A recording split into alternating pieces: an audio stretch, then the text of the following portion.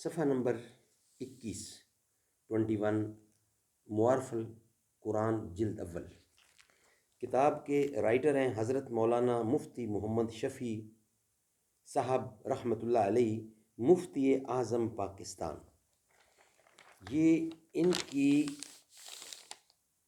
لکھی ہوئی کتاب ہے جس کو معارف القرآن کہتے ہیں۔ سورۃ الفاتحہ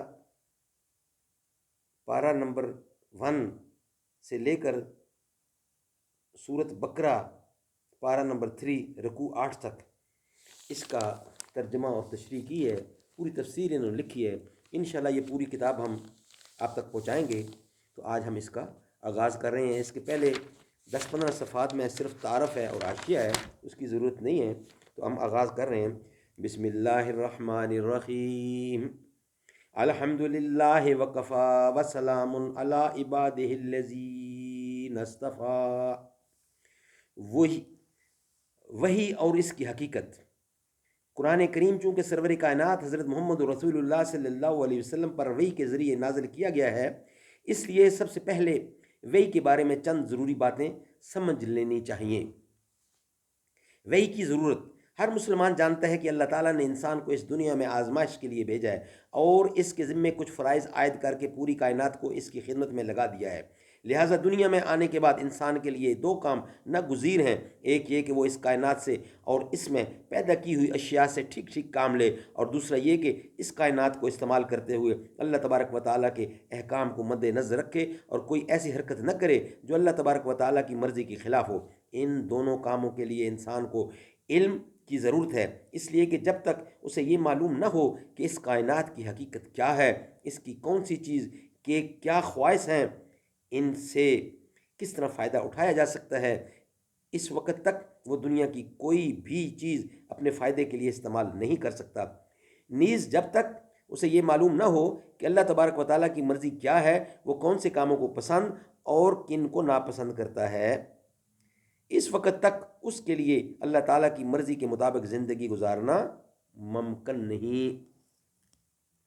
چنانچہ اللہ تعالیٰ نے انسان کو پیدا کرنے کے ساتھ ساتھ 3 چیزیں ایسی پیدا کی ہیں جن کے ذریعے اسے مذکورہ باتوں کا علم حاصل ہوتا ہے۔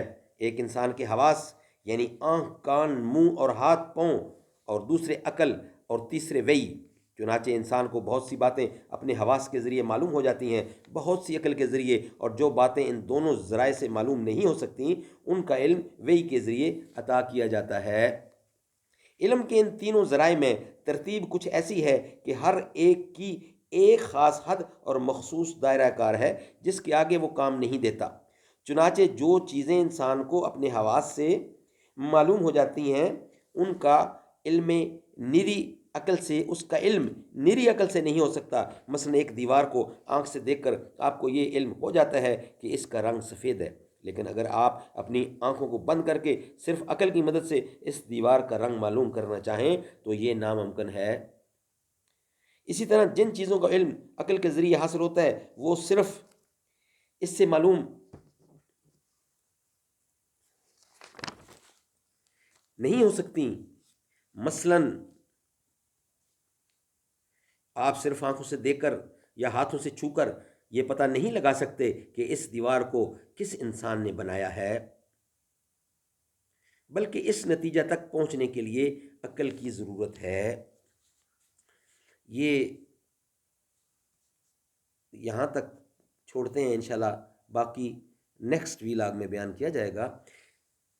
ناظرین، اگر ہماری یہ ویلاگ پسند آئے اور یہ کتاب بتا چکے ہیں کہ حضرت مفتی اعظم پاکستان ہے حضرت مولانا محمد شفیع، ان کی کتاب ہے، یہ پوری کی پوری ہم ساری جلدیں آپ تک پہنچائیں گے، لفظ بلفظ، لمحہ بلمحہ آپ تک پہنچائیں گے۔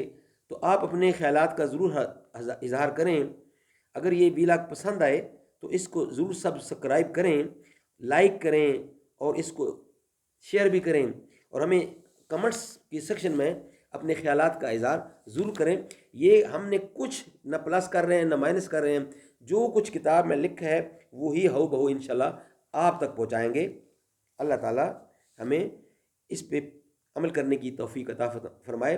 قرآن کریم کے بارے میں مدنی مصطفیٰ محمد رسول اللہ فرماتے ہیں خیرکم من تعلم القرآن وعلمہ، بہترین انسان وہ ہے جو خود بھی قرآن پڑھتا ہے اور دوسروں کو پڑھاتا ہے، خود بھی قرآن سیکھتا ہے اور دوسروں کو سکھاتا ہے۔ اللہ تعالی ہمیں اس پہ عمل کرنے کی توفیق عطا فرمائے۔